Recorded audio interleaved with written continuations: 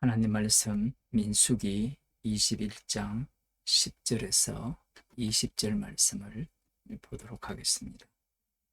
구약성경 231쪽입니다. 이스라엘 자손이 진행하여 오봇에 진쳤고 오봇에서 진행하여 모압 앞에 돋는 편 광야 이에 아라빔에 진쳤고 거기서 진행하여 세렉 골짜기에 진쳤고 거기서 진행하여 아모리인의 지경에서 흘러나와서 광야에 이른 아르논 건너편에 진쳤으니 아르논은 모압과 암모리 사이에서 모압의 경계가 된 것이라. 이러므로 여호와의 전쟁기에 일렀으되 수바의 와흡과 아르논 골짜기와 모든 골짜기의 비탈은 아르고를 향하여 기울어지고 모압의 경계에 닿았도다 하였더라. 거기서 버엘에 이르니 버엘은 여호와께서 모세에게 명하시기를 백성을 모으라. 내가 그들에게 물을 주리라 하시던 우물이라. 그때에 이스라엘이 노래하여 가로되 우물물아 솟아나라. 너희는 그것을 노래하라. 이 우물은 족장들이 팠고 백성의 귀인들이 홀과 지팡이로 판 것이로다 하였더라. 광야에서 마따나에 이르렀고 마따나에서 나할리엘에 이르렀고 나할리엘에서 바못에 이르렀고 바못에서 모압 들에 있는 골짜기에 이르러 광야가 내려다 보이는 기스가산 꼭대기에 이르렀더라. 아멘. 이스라엘 자손들이 호르산을 출발하여서 이 에돔 땅을 이렇게 가로질러 가는 것이 아니라 에돔을 피하여서 이렇게 돌아가는 길입니다. 에시온 게벨까지 내려왔다가 에돔을 피해서 우측으로 올라가면서 에돔 땅 위쪽은 모압입니다. 그 모압도 피해가죠. 신명기에 그렇게 나옵니다. 모압도 피해가면서 모압과 아모리 왕, 원래 아모리 왕은 요단 서편 쪽이죠. 이들이 이제 이 동쪽까지 그 세력을 넓혀서 차지하고 있는 그 지역까지 지금 이동한 겁니다. 사해 동북쪽이죠. 북쪽으로 올라가면 이제 요단강이 있는데 거기까지는 도달하지 않았고요. 이 모압과 아모리의 그 경계 지점, 그 지점에 이스라엘이 도착했습니다. 오늘 본문에는 많은 지명들이 나오죠. 지명들이 어디다 라고 이렇게 정확하게 알 길은 없습니다. 학자마다 다 달라요. 광야길 전체도 마찬가지고요. 여기에서 우리들이 오늘 본문에서 조금 주목해 볼 대목은 14절, 15절과 그 뒷부분에 나오는 버엘 물입니다. 14절을 보게 되면 이름으로 여호와의 전쟁기에 일러서되 수바의 와흡과 아르논 골짜기와 모든 골짜기의 비탈은 아르고를 향하여 기울어지고 모압의 경계에 닿았도다 하였더라. 갑자기 뜬금없이 여호와의 전쟁기가 등장합니다. 여호와의 전쟁기가 어디에 있느냐? 없어요. 지금 이스라엘 백성들이 약속의 땅을 향하여서 이동하는 중이죠. 이 이동을 할 때 언약궤가 앞장서 갑니다. 그러면 이 전쟁은, 이 이동은 여호와의 전쟁이죠. 그런데 전쟁을 한다면 누군가와 싸워야 되잖아요. 지금 이 이동하는 경로 속에서는 그 싸움의 대상이 등장합니까? 하지 않습니까? 등장하죠. 누굽니까? 이스라엘입니다. 뜬금없이 여호와의 전쟁기라고 말씀하시면서 모압의 경계에 닿았도다 이렇게 말을 하고 있거든요. 전쟁기라고 하면 전쟁을 어떻게 이스라엘에 대적하였고 어떻게 승리하였고 이런 것들이 기록되어야 되는데 이 이스라엘 백성들이 도착한 지점 어느 지역을 지나서 어디에 도착했다 이 내용만 기록하고 있는 거예요. 우리가 생각하기에는 이 지명들을 이동하면서 이 지역들을 이동하면서 여호와 하나님께서 어떠한 전쟁을 하셨는가 이게 무슨 전쟁기냐라고 생각할 수 있지만 인간의 전쟁과 여호와 하나님의 전쟁은 다릅니다. 애굽에서는 여호와 하나님께서 바로왕과 전쟁을 하셨고 이 출애굽한 이후에 광야길에서는 물론 아말렉도 있었고 그 이후에 다른 이방 족속도 있었지만 38년 거의 40년 가까이 여호와께서 전쟁하신 상대는 이스라엘이라는 사실입니다. 신명기 2장 14절을 보면 이런 말씀이 나오거든요. 가데스 바네아에서 떠나 세렛 시내를 건너기까지 지금 오늘 본문에 나오는 그 지명들 물론 호르산 그 이전에 가데스 바네아 그 내용이 있지만 이 호르산에서 지금 세렛 시내를 건너기까지 그 내용이 신명기에서 또 앞부분에서 이야기를 하는데 38년 동안이라 이때는 그 시대의 모든 군인들이 여호와께서 그들에게 맹세하신 대로 진중에서 다 멸절되었나니 여호와께서 손으로 그들을 치사 진중에서 멸하신 고로 필경은 다 멸절되었느니라. 여호와께서 누구와 전쟁을 하시느냐라고 하면 이스라엘과 전쟁을 하신 거예요.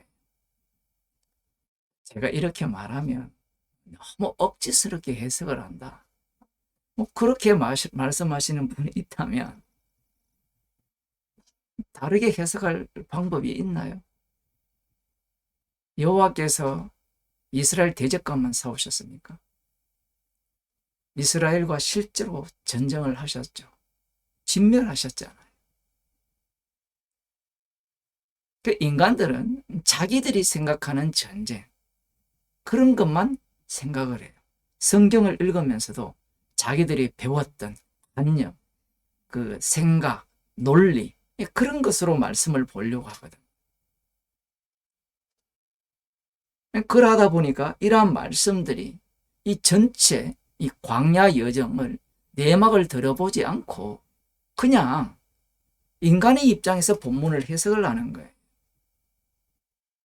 실제로 신약에도 똑같습니다. 신약에 오면 이들이 모형이기 때문에 여호와 하나님께서는 아들을 먼저 죽이시죠. 그 죽임 당한 분이 십자가로 승리를 해버립니다. 그 죽음에 참여한 자들이 주님의 부활에 참여하는 자들이고 그 십자가의 피로 구속을 받은 자들이 먼저 죽임을 당하고 주님의 과정, 하나님의 아들이 걸어가신 과정을 똑같이 밟게 되어 있어요. 죽임을 당한 자들이 전쟁을 하죠. 영적 전쟁을 하는 거예요. 이스라엘도 똑같습니다. 진멸한 흔적이 없으면 가나안 땅을 정복할 수가 없어요. 죽은 자만이 우리가 보기에는 그 후세대가 살았기 때문에 산자가 약속의 땅을 차지한다고 생각하지만 죽은 자의 전쟁 살았다고 까불다가는 아간처럼 돌무더기가 되는 거예요. 그래서 여기에 여호와의 전쟁기가 갑자기 등장하는 겁니다. 그 전쟁기라고 하면 뭔가 싸웠다라는 내용이 나와야 되는데 그들이 도착했다. 도착하는 과정을 보면 신명기 2장에 의하면 여호와께서 이스라엘과 계속해서 전쟁을 펼치고 계셨다라는 거예요. 그 내용이 지금 이 본문에서 나오는 겁니다. 그러면 이스라엘이 어떤 모습을 보였느냐? 그것이 이제 브엘 사건이죠. 16절에 보면 거기서 브엘에 이르니 그엘은 여호와께서 모세에게 명하시기를 백성을 모으라 내가 그들에게 물을 주리라 하시던 우물이라. 말씀이 되게 애매하게 되어 있거든요. 백성을 모으라 내가 그들에게 물을 주리라 하시던 우물이라. 우리가 잘 아시다시피 출애굽기 15장과 17장 그 쓴물을 단물로 바꾸는 과정이라든가, 물이 없을 때 모세가 지팡이로 바위를 쳐서 하나님이 서 계신 그 바위를 쳐서 물이 나오게 하는 방식이라든가, 아니면 민수기 20장입니까? 여호와께서 명하신 대로 말을 하지 않고 분노를 내면서 두 번을 칠 때 반석에서 많은 물이 솟아나는 그 방식과 전혀 다른 방식을 지금 이 내용에서 보여주고 있습니다. 기적이 없어요.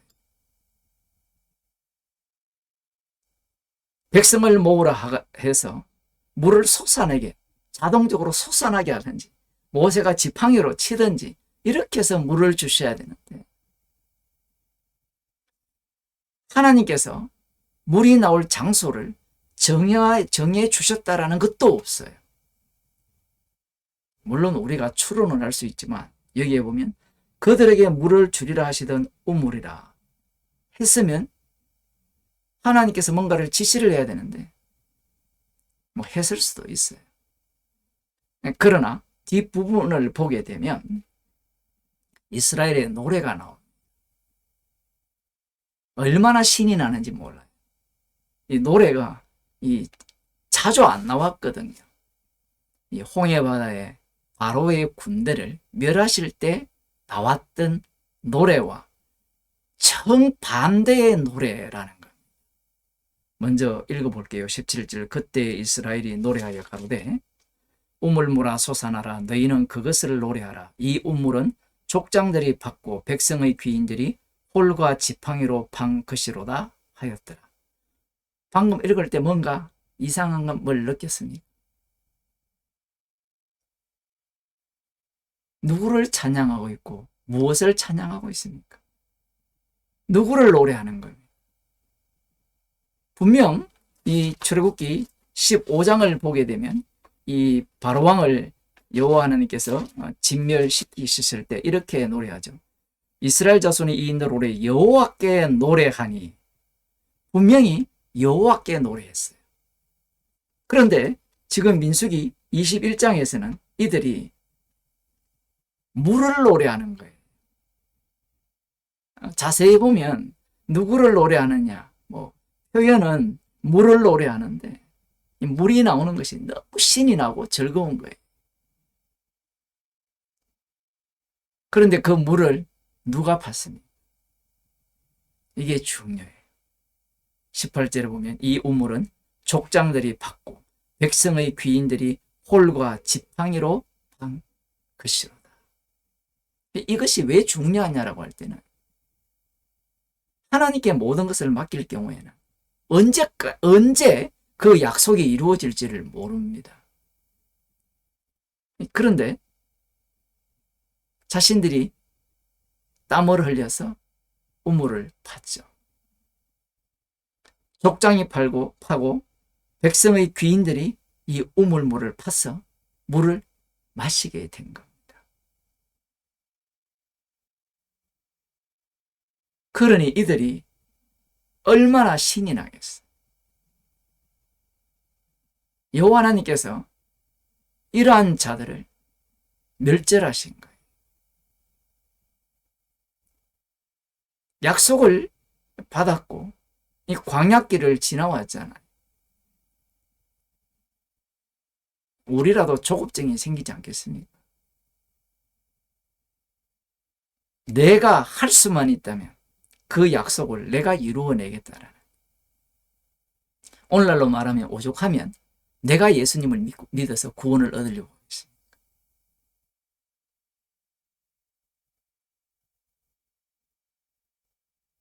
그러한 내용들을 지금 여기에서 보여주고 있는, 지금 이 전체 과정이 우리가 볼 때는 이 장소의 이동, 약속의 땅으로 가까이 가는 그 경로만 보여주는 것 같지만 이 과정 속에서 여호와께서 이스라엘 자손과 전쟁하시는 내용을 보여주고 있다라는 사실입니다.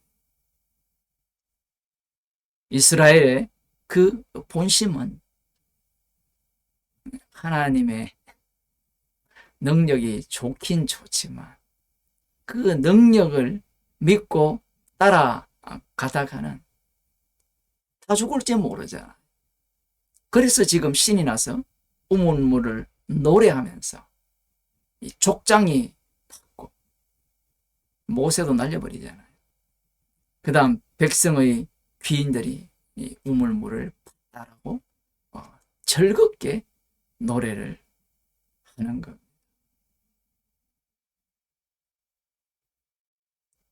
인간이란 자체는 독특하죠. 이마에 땀을 흘려야 땅에 소산을 준다라고 합니다. 그걸 그대로 받아서 자기의 행위를 통해서 구원을 얻으려고 하는 거예요. 그것보다 기쁜 게 없거든요. 값없이 주시는 구원은 원치 않아요. 왜 원치 않는가 하면요. 값없이 주면 영광을 값없이 주신 분에게 돌려야 되기 때문에. 그래서 나의 수고와 예SM 이러한 값을 지불하고 구원을 얻으려고 하는 거예요. 그래야만 그 구원이 나의 예씀의 결과고 나의 행위의 결과이기 때문에 내가 영광을 받을 수 있다는 거예요.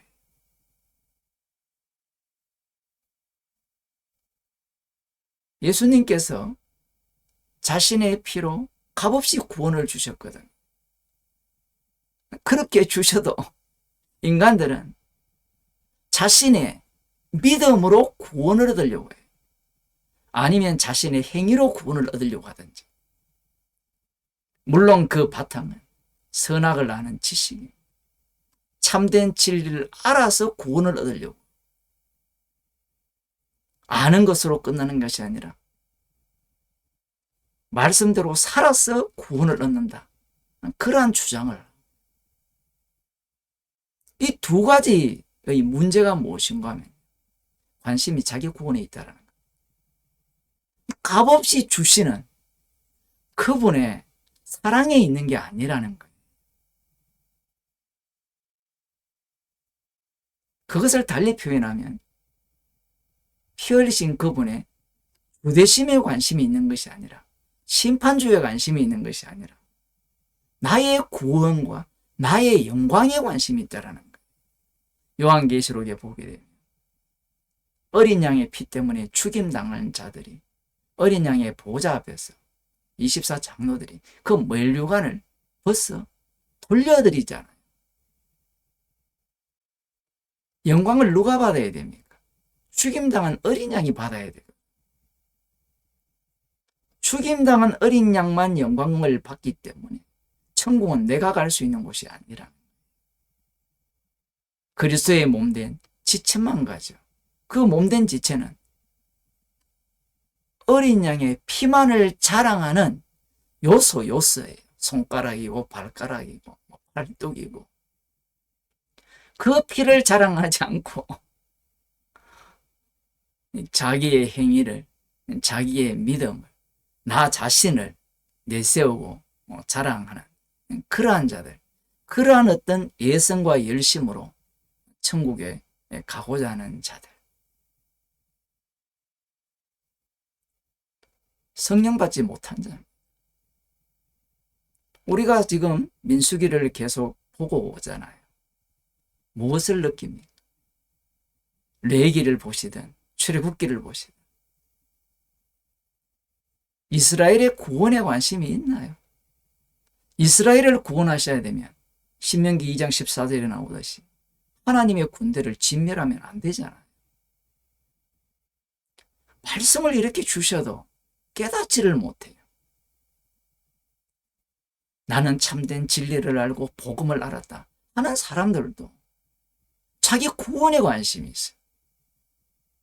그 구원론 때문에 오늘날의 기독교가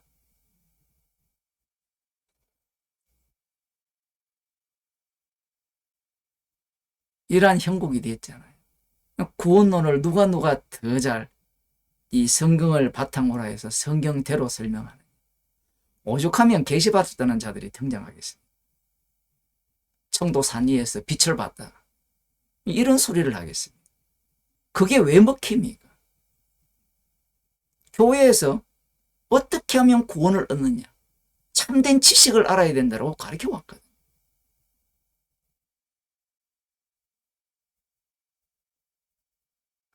요즘은 구원을 얻으려면 지문 인식을 해야 돼요.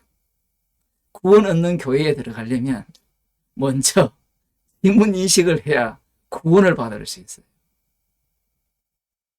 정말 재미있는 세상이죠.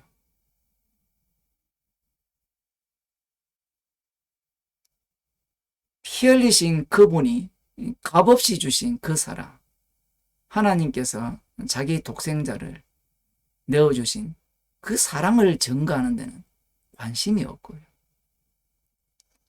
그 사랑을 쟁취하는, 나를 위한 사랑으로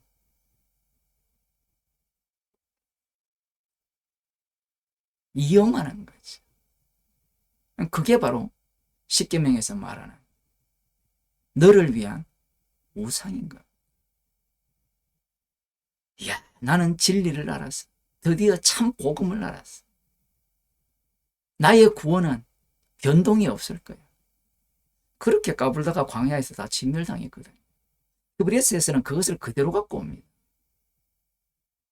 믿음으로 화합치 않는 자들이 진멸한다라는 거죠. 자기 구원론에 빠진 자들은 그 말씀도 곡해버리죠. 성경은 십자가를 증거하는데 인간들은 자기 구원의 완벽성을 증거한다고 생각을 해요. 기도하시겠습니다. 주님께서 독생자를 대성물로 내어주시고 독생자를 주님으로 세우시기 위해서 저희들에게 긍휼을 베풀어 주셨습니다. 구약 이스라엘을 통하여 주의 이름을 위한, 주님의 영광을 위한 조치임을 배우게 하심을 감사드립니다. 우리의 인생이 주의 이름만을 증거하다가 사라지는 인생으로 살게 하여 주옵소서. 예수님의 이름으로 기도드리옵나이다.